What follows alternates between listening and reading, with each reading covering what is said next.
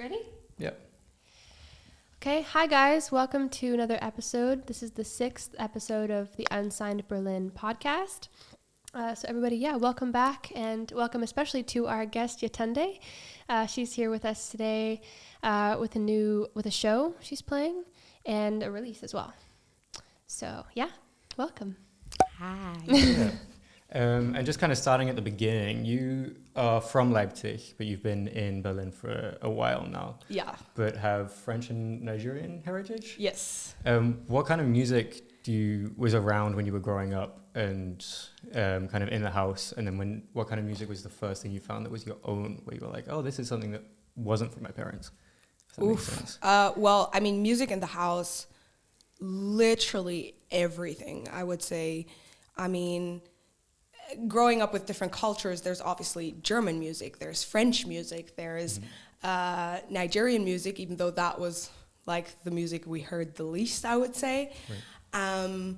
And then also very different genre from like pop. My parents also listened to rap and like some really cool rap stuff. My mom is a lot also into musicals and ballets or classical music. And then through dance, I did like a lot of dance when I was young, from like ballet, tap dance, hip hop, modern. So obviously I had all the music from these different genres kind of playing together. So yeah, there was quite a bit. And the first thing that was mine, I don't know. I know like Alicia Keys. I had a very big Alicia Keys phase. Like I really, really loved her. And I guess at the beginning, when I was composing, it was very much my piano and I, really. That's how I was composing, and that was very much mine and had kind of a musical influence and very dramatic. So, and then learning more about music, coming into the music industry, it broadened and went. Yeah. Do you reckon that's attached maybe with the Alicia Keys interest to production at all? Because she's a great producer as well. Yeah. I feel like that's maybe mostly what she's doing now. Or was that something separate you found? No, for me, Alicia Keys was more like the songwriter and pianist and singer. Like I didn't really ever see her as the producer. Yeah. So production is really something that came with time. Like in university, I had to learn it, hated it.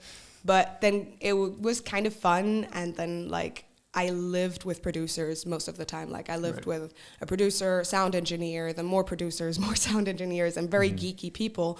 And that obviously influenced me a lot, and I learned to enjoy it, and like it's actually quite fun. And also being a songwriter, it's just so much easier understanding the tools you're working with, because I can tell the producers I'm working with exactly what I want, and if they don't get it, just be like, move, give me the mouse, thank you.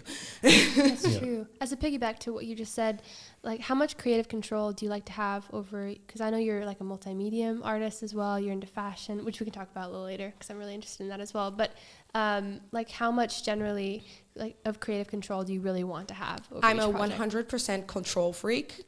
It is a problem. Fair enough. It is a big problem. Like I have a lot of trouble letting go, or I'm still learning, and I've learned a lot to let go and delegate, because obviously you cannot do everything. But it seems like a joke, but the thing is, when you don't do it yourself, like shit doesn't get done, or it doesn't get done properly. And like I do have very high standards to myself, and obviously still being a small artist, the budgets I have are limited, and then there's just limited what you can expect of people to give at a limited budget is, so at that point you might as well just do it yourself, because then you really get the result you want. Yeah, it really is a language, especially production. And you kind of, if you don't really know the right words to say, sometimes it feels like you don't get the respect. And you're just like, oh, another singer-songwriter coming into the studio has no idea. But with that, do you feel like as a woman and also being a smaller but growing artist, do you ever experience any kind of like sexism in the studio at all? Or has it been pretty, I mean, Berlin is amazing because everybody's pretty open and very equal, but have you experienced any of that yet? To be honest, I have actually only had great experiences. That's like, awesome. I mean, maybe there were like 1, 2, 3 incidences where it wasn't really the case, but it's not like I could really recall them out of my head. Like every time being in the studio with any type of gender has been super respectful, super collaborative and inspiring. Nice. And like it's really a great environment to be in. Even though I work mainly with men, it's always like, I mean, what I do notice is that they're very surprised of how much I know. Like I remember being in the studio the other day and we're just chit-chatting and I'm like, what the fuck? What is this flutter echo? Why are you trying to kill me? And he's like, how can you even hear that? Like nobody even hears that. And like, it's so loud. How can you not hear it? And so, yeah. But I mean, I also I said I was a control freak, but I do enjoy working with people. I mean, that's the best part of the music industry, of always being in a room with so many creative people. Yeah, so true. Have you been kind of building a team of people that you around you that you would like to work with, or is it more like trying to outsource individual things? Like if you just need this one thing, you go to someone maybe new? Or a combination of both. I mean, my ultimate goal is to have a solid team of people I trust and I know, especially because I have such difficulties letting go of control. If I do let go, I need to know that whatever I give to them is going to come back in a way that I understand and that I love and that they understand me. So I, over the years, slowly have been building my team, and I have quite a few amazing people in my team. Like I have a wonderful press team, which is just, like it's not just a work relationship. It's really also a personal relationship. There's so much love and respect. My band is just like, that is my family. I have a great like stylist / designer that I work with a lot, and like she's literally my best friend, and my manager / momager. Like, I mean, we are slowly, we're building it up, and I have some producers I mainly work with, and they're the loves of my life. Yeah. Oh, that's awesome. do you find it difficult sometimes with the languages? Because you rap and sing in French and German and English. Do you try to find, is it okay that people maybe don't speak all the languages and that works totally okay? Or do you try to find people that need to be able to communicate in whatever? That is still kind of a struggle. I mean, I wanted to implement the languages I speak from at home in my music for the past 4 years, and I've had a lot of discussions with producers, business people, whatever, who are like, oh, but you can't do that, people don't understand, la la la, why would you mix languages? And now just listening to the radio, like every second song is just like mixed languages, and I'm like, you are all idiots, I hate all of you. But I mean, more and more people find it cool, and it depends. Some don't really understand, or they have trouble like getting it. Some think it's great, and it's true that finding the balance, even if I do use it, it needs a balance between what is my market and like when is it cool to add a bit of French or English, and when is it just overwhelming. And I feel like I've kind of found the balance, but yeah, I got to see you live, and I remember you actually balanced pretty well. I was really impressed, especially as someone who's not as good in German. You kind of like fluidly switched English, German. You were like kind of going. Speaking on a normal daily basis, that is easy, because that is just that is how I speak at home. We speak 3 languages in one sentence. I won't even notice. So if I know the crowd is mixed, my brain just automatically just does stuff. Yeah. But like in a song, it has to be way more thought out. True. But yeah, like I had a gig in Paris, which was crazy, and there it was like completely international audience. So I really had to think about like, okay, am I going to use French? Am I going to use English? Am I going to use German? And I somehow ended up doing all 3, and like I don't even know how I did that, because it just just happens. Like, the stage kind of go on autopilot for you? Yeah. You get in that space and you're like, oh, there we go. Yeah, that is just like Very, different space. Very true. But do you feel like there's because I've seen you are very high energy on stage as well, like just super engaging. And so do you feel like that energy, that's pretty different than in the studio? Is there an energy you like better, or are there pros and cons to each space? For artists, I feel like it's very hard to go from those two worlds in between. You know? I mean, they're both different. I love both of them to like an unexplainable extent. I would say I'm definitely a live person. Like I am a live artist. Also, I think my music is made more for live than Spotify. So that's where I really thrive. That's where my brain functions best. Like I can move in the ways I want to. I can speak. I can like it brings together all my strengths. But the studio is just, it brings out a focus that is like uncomparable. Like being focused for 12 or even 15 hours without food, without breaks, without sleep. You're just like, studio, 3 hours of sleep, let's get back to it. I don't care.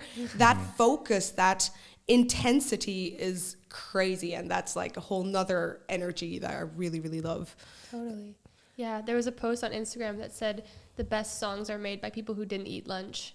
And I just really, really felt that at my core. I was like, yes, that's really lunch, true. like breakfast. Let's start to the basics. Like just what is food? That's always so nice in the studio when someone like brings a banana or something, or like you're like, oh my gosh, yes, you know. Right, I forgot I was hungry. Yeah, exactly. Yes, yeah, you get so in That's that the mode. thing. Like people think we're not purposefully anorexic. We literally forget to eat, and then in the evening we're just like pizza, burger, everything. Totally, it's the flow state for sure.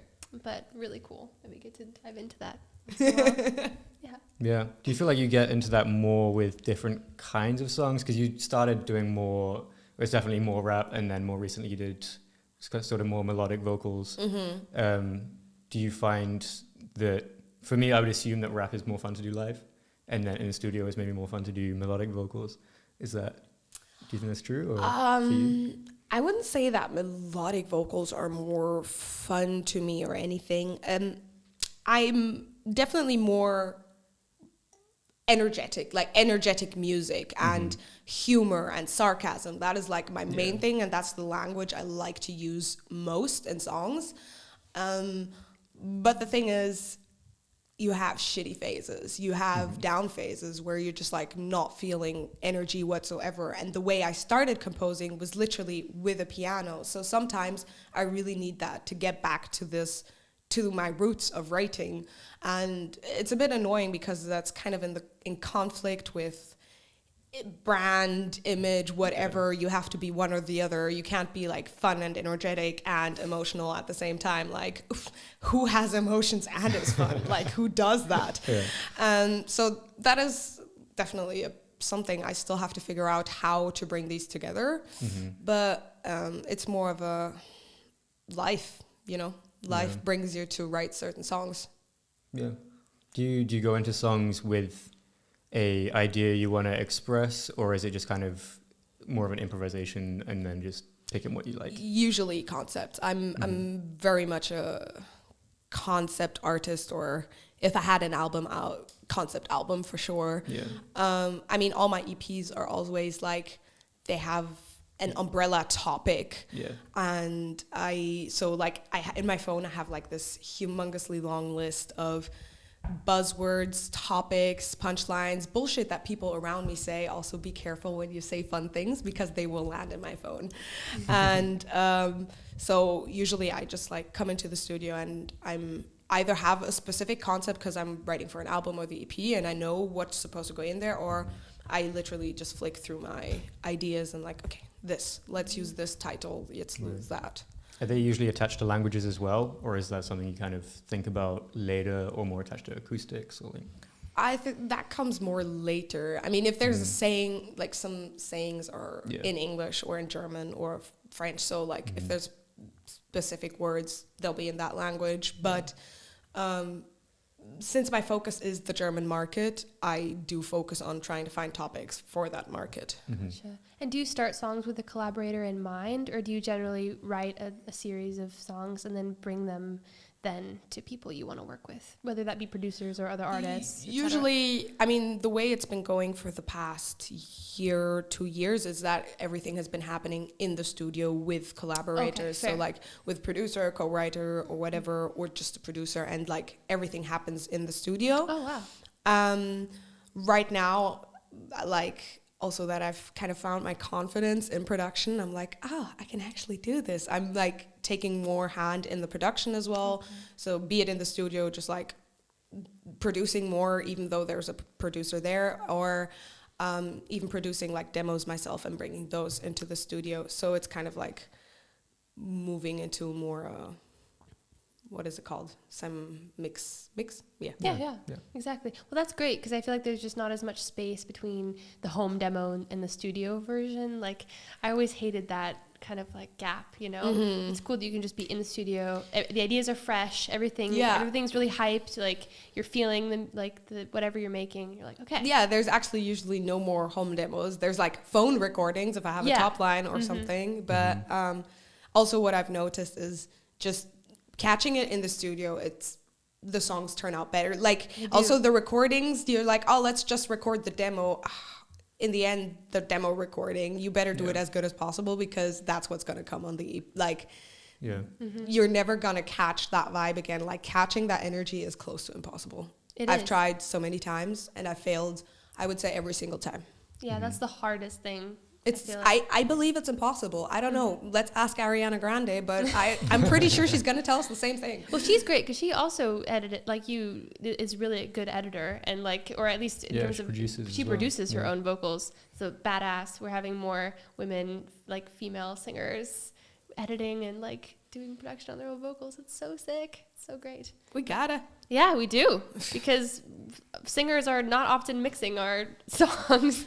No, and it just helps. It also makes you a better singer. It does. Because like if you don't cringe at your own voice every time, like you understand so much more what your voice needs, and it betters your performance. Yeah, so it does. It's also amazing if you're working with a singer for the first time, if they can come in the studio and be like, well, this is the mic that I know sounds good, and this is why. Yeah. This is the processing that I'm going to kind of want.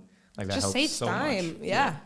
Oh, yeah. Oh, let's actually dive into a bit of you have a huge interest in fashion as well. I stalked your Instagram a little bit, and #fashion victim. But you also make things, and you said you work with a stylist as well. But how much of that is like, are you guys just really a team working pretty equally on your brand, your look? How does that work for you? Yeah, I mean, I would say we're definitely a team. I mean, we're also friends. We somehow became friends and work partners at the same time. And I've always really was interested in fashion, and like long term want to have my own fashion brand. But I also know I want to like go into sustainability and all these things. And for that, I feel it's also important to know the whole process of what does fashion making imply, even if it's just a simple t-shirt. And yeah, so like I started doing like some upcycling stuff with her, and then making stuff for music videos. And like now at the moment we're working on like a few super cool projects, and we went to look for some fabrics, and we went a bit wild. Like, I mean, that escalated real quick, and that was definitely not the plan. Like, do not, you go to the store, you're like, we need pleather for $20. Let's buy pleather for $20. You walk out of the store with a fur money coat, because like, you're like, you can't let that sit in the store. So but yeah, we do a lot of that together, and she teaches me all these processes, and it has changed my view on fashion so much. That's cool. Do you have any favorite like artist merch kind of things, or do you feel like there needs to be a lot of a progression in the music industry in terms of artist merchandise? I think like I'm not really that much into artist merch, and the only thing I would think of right now is Green Berlin, but that is not like one artist. I think it's like a more collective. Yeah. Exactly. And they work on like they have like this sustainable merch, and they do enable projects and things like that with the revenue. And yeah, those are things I definitely really support. And if I have merch, that's like, that will be a big question for me. How will I create merch that is in line with my values and represents what I want the world to kind of implement into how they think about fashion? Nice. Yeah, that's really great, because I definitely feel like there's a lot of room to grow for artists now. And it is hard because we all want sustainability, but we also want to look cool. And I feel there's very little options out there that kind of honestly give both, and not just like Adidas being like, oh, look, this is fully sustainable. I mean, it's made out of stuff that has been sent back. You bought it from the store, sent it back, we put it in the trash and then make a new thing out of it, and we call that sustainable. Yeah, cool. But like honest, long-term, slow fashion, and there's a lot of cool small designers, especially here in Berlin, like creating amazing shit. And yeah, I'm really excited of that growing. Yeah, I've been lucky enough also, for some of my favorite artists embroidered their own artist logo onto thrifted clothing. Yeah. And I thought that was so sick. I was like, what is me ideas. Tala did that. She's a Berlin, I think maybe you are familiar. I feel like I've heard of her. Yeah, but like there are just so many cool ways, especially as an emerging artist, that you can be sustainable. Yeah, like the first merch we did, we went to Siebdruckerei. I don't know what that's called, but like where you print it yourself. Oh yeah, you know, screen printing. So we like had, I mean, the clothes were like, I think it was Primark and shit. Like, please don't tell anybody, but I think it was Primark and shit. You got to start somewhere, but like, you know, we printed it ourselves and stuff, so it was a start. But yeah, at this point, I wouldn't be able to just buy that. Like, I don't know, no. Yeah. I wouldn't wear it myself if it was from Primark, H&M. Like, I don't go to these places. I would only wear something from Primark if I found it in a thrift store. So true. Yeah. I mean, making it yourself is just really cool anyway, and it seems like you're on the path to that. So I think it'll be interesting, hopefully, to see in the future what happens. Yeah. Do you feel like that's kind of a visual side of the world of what you're doing? Do you feel like that comes very quickly and naturally to you with directing music videos and getting an aesthetic for all of that? Because it seems very pronounced and like very organized. Oh, yeah. That was pretty easy for you to kind of turn that switch on, you think? I don't think easy is ever a word that can be used within the creative industry. Yeah. I think most of the things we do come hard, but I mean, the thing is, I enjoy it a lot. Like, I really, really love producing videos, and I have a clear vision. Like, once the songs are there, I really see the pictures, and I see the edits already. Like, I edit the music videos myself because I just know exactly where the cuts have to be and how the storytelling should be.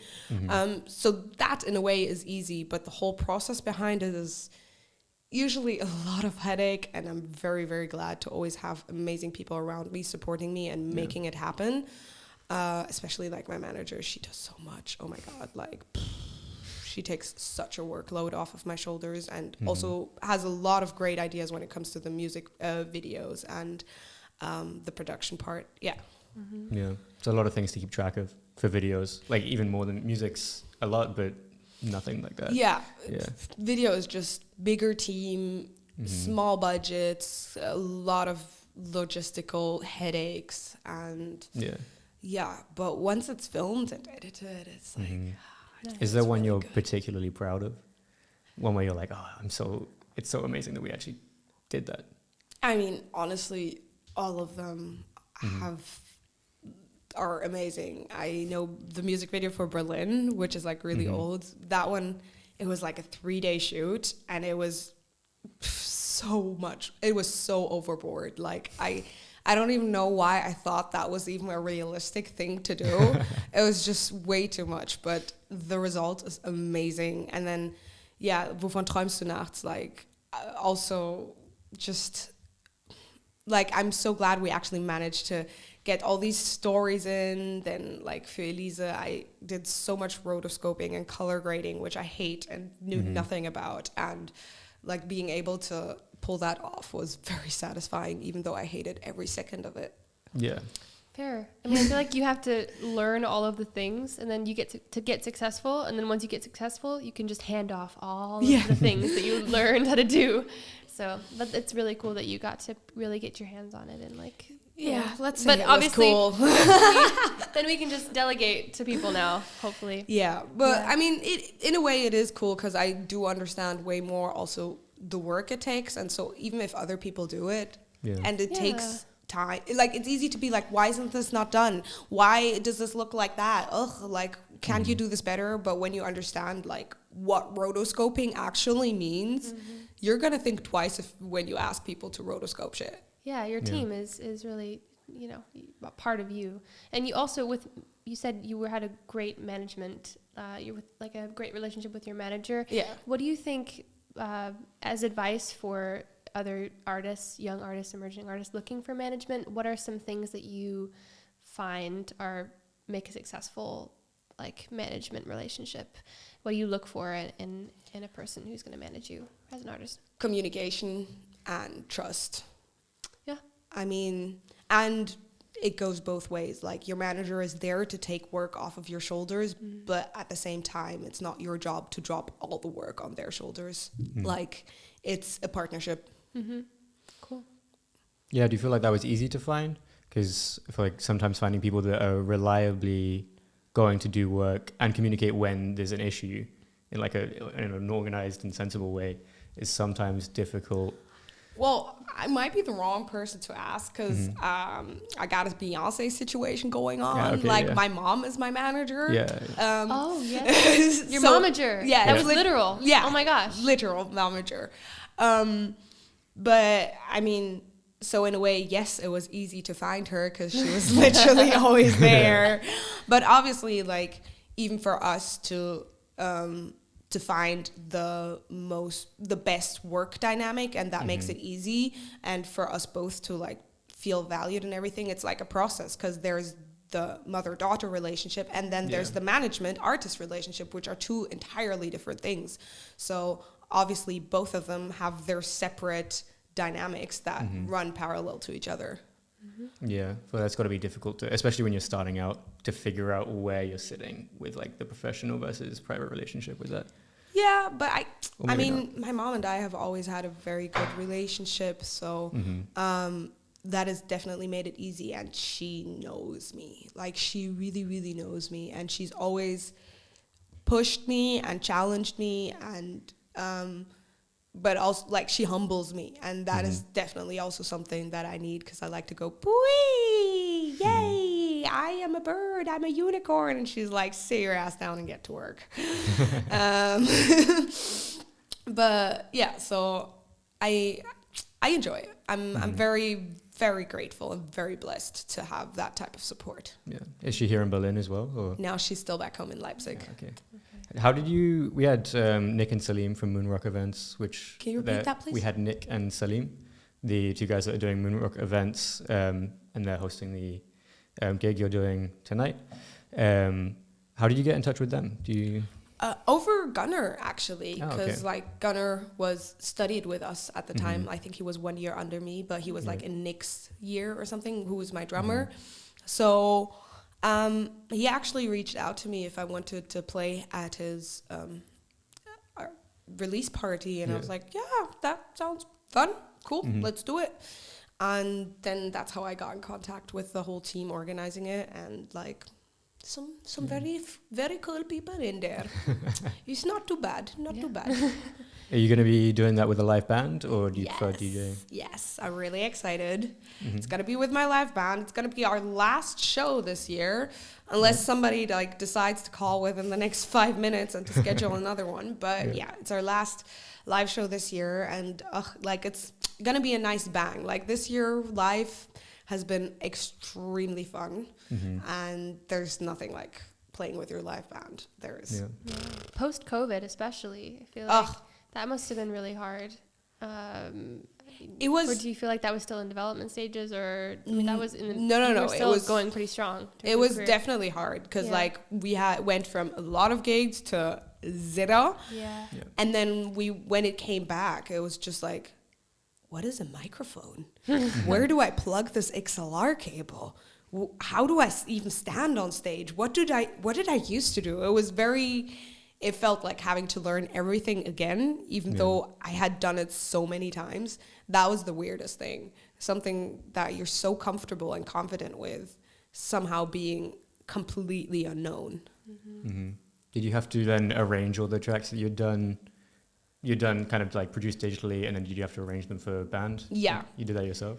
Well, I mean, we kind of do that in the rehearsal space. So I have all the stems, and then they get the songs beforehand to prepare to know what we're even talking about, to get like the sounds down. Yeah. But then in the rehearsal space, we have to see, okay, how do we play these tracks? Like for my drummer, the question is, when do you use live drums? When do you use the E-drums to like just use the original sound? When do we change the groove? If we do change the groove, like we have this one Latin song that I'm going to really, well, not Latin, but like, kind of Afro beat, you know? And then for live, it's like, okay, what type of Afro Latin do we do? And then they just slam all sorts of Latin words at each other. And it's just like, none of you are Brazilian. Just like, stop pretending you know what you're talking about. Just play mkaka and we're good to go. But yeah, so all that definitely is a process. Mm-hmm. Was it a similar experience at all, arranging for strings, if you did that for the video?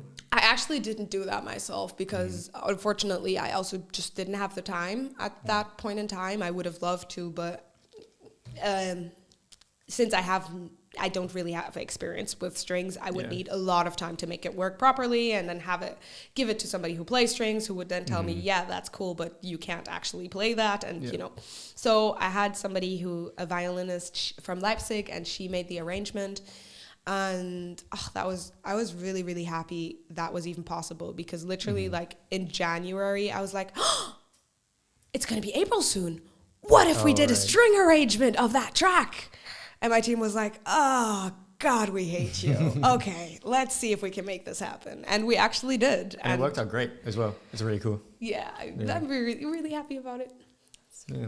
Do you want to do something around that again, like bring in more instrumentals like that? Yeah. I mean, I really, really love just like organic instruments, or how would you say, like acoustic instruments. And I think I would love to play more with blending electronic music with live strings and things like that. Like, I mean, the best album that will have ever been released is Peter Fox Stadtaffe, and he did that. He had these massive string arrangements and live drums that were like insane, and brass and and then just made the coolest hip hop album ever. Just like, he literally only dropped one album. He's still living off of that. That's the goal. So one day there. Yeah. It seems like also your music is just very dynamic. Like how do you still keep it consistent in terms of like your artist brand? What are working the with lines? Producers, working with other people. If it was just for me, there would be no consistency whatsoever, because I just enjoy music, and I roll with a vibe no matter what that vibe is.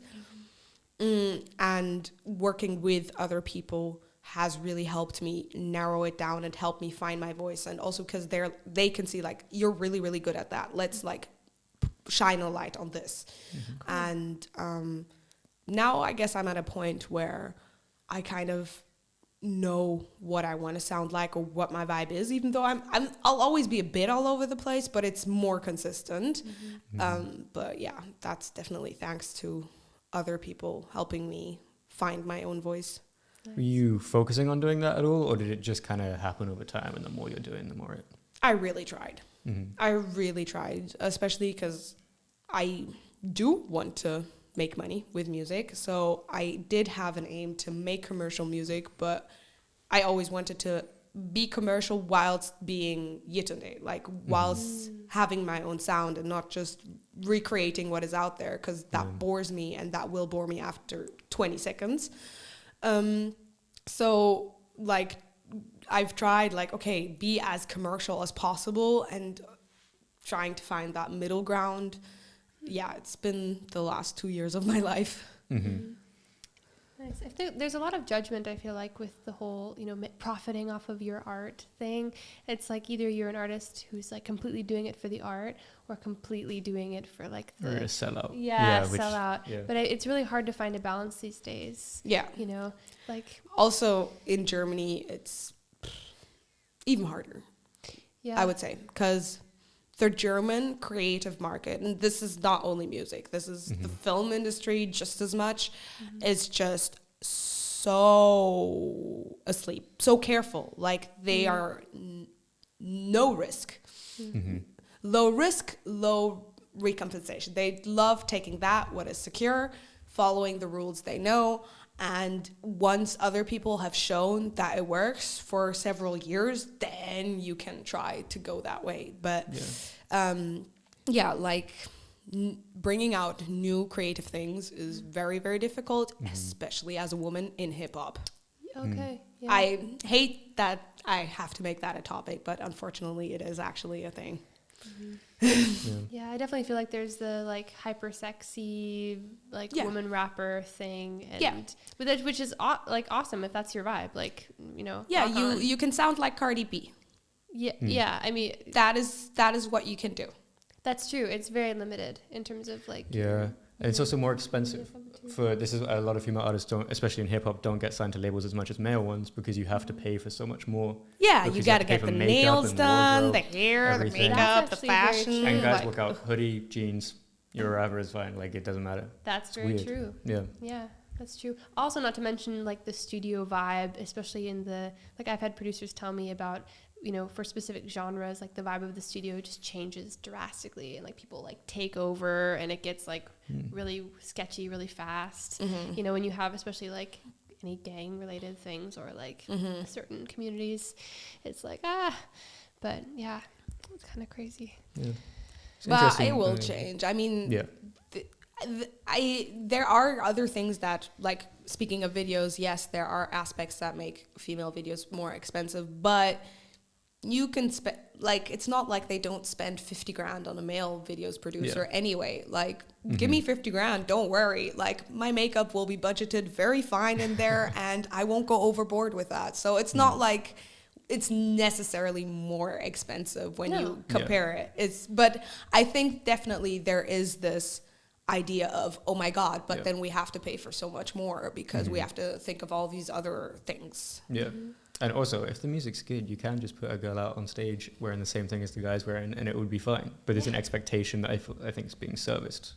Yeah, I mean, I could go on stage with the same hoodie. And I know a lot of female artists who do that. Like, if that is their vibe, if they're like just hoodie, sweatpants, then go girl, like hit it. But like, or dress up a guy. Yeah, as well. I'm a fashion victim, so for me, it's part of my art. Like for me, finding new ways to combine my closet and having a different outfit every single day is like makes my brain tingle. When talking about the German creative market, does that mean you really want to reach towards the American market or like other countries at all? No, I just want to slap the German market in the face big time and show them how to do it properly. Okay. It's interesting as well because historically Germany's had like a big name in terms of being experimental and being at the forefront, and then it kind of switched. Yeah. And now it's sat behind, especially with hip hop, where you like France is doing its own thing, and UK and US. And then Germany fell Germany's asleep. not. In the past 20 years, Germany has fallen asleep on so many levels, and it's represented in the music market. So it's a shame. But for now, they are capable of waking up, and you can't. Yeah. And I know there is an audience, but the audience needs to find that music, and that music needs to get promoted and sponsored and invested into. And I think then there's a lot of creativity here, definitely. Yeah, and that's also like you can see there's a level of pride in the culture as well of the creativity that's here. but then it's not really reflected in the and, business and side. you do see it in some male artists. There are some really crazy, really fun male artists who are really gaining success or already have it. Like, there is room for it. It's just still, the pop market is very homogeneous, and female hip hop market as well. I feel like we're hopefully rounding a corner now-ish with hip hop, at least. I don't know about, that's what I'm mostly focused on in R&B, but of people have been like not very happy with the state of hip hop, especially like the last 5 years, it being super like, it feels a little bit low effort, and like kind of trap stuff that is very samey all the time. But more recently, I feel like there's been a lot of emphasis on artists doing something new and interesting, and hopefully we're at the start of something coming out. But I think it will. I'm 100% certain. Travis Scott just put out a song in 6/8, which is weird. Interesting. Down in Atlanta was in 6/8, which Pharrell produced, and Baby Keem's doing really well in a very commercial way, but also isn't the same trap beats and stuff like that. I feel like there's a lot of variety. And to be honest, like 6/8 isn't that wild. Yeah. Like, but for trap it is. For trap it's like it's not in 4/4 and has the same trap beat the whole time. Like, How did Pharrell do the 4 count then? It's 3 at the beginning and then it goes. Oh, it's 3. Yeah. Pharrell changing it up.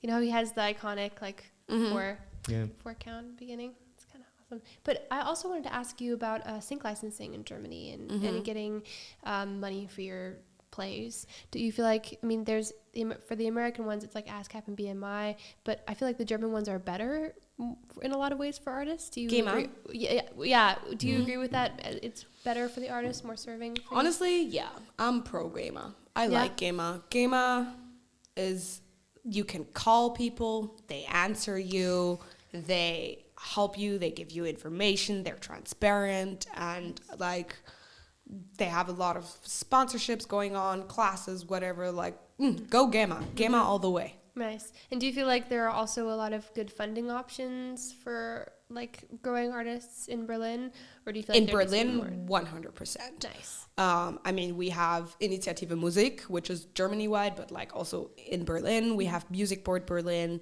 GEMA gave out quite some funding. We had Neustadt Kultur Berlin, also that gave out loads of funding last year or this year. Like, there is a lot here, but like, I mean, you kind of also have to look for them or realize when they're happening, because you know how it is. You'll be like, wait, that was last week? No. But there are, if you need money, you can find it. Okay, that's great. Great to hear. Yeah, we're coming to the end. Maybe a good place to stop. Awesome. But yeah, thank you very much for coming. It's exciting to have our first guest that's doing hip hop on, because we don't have.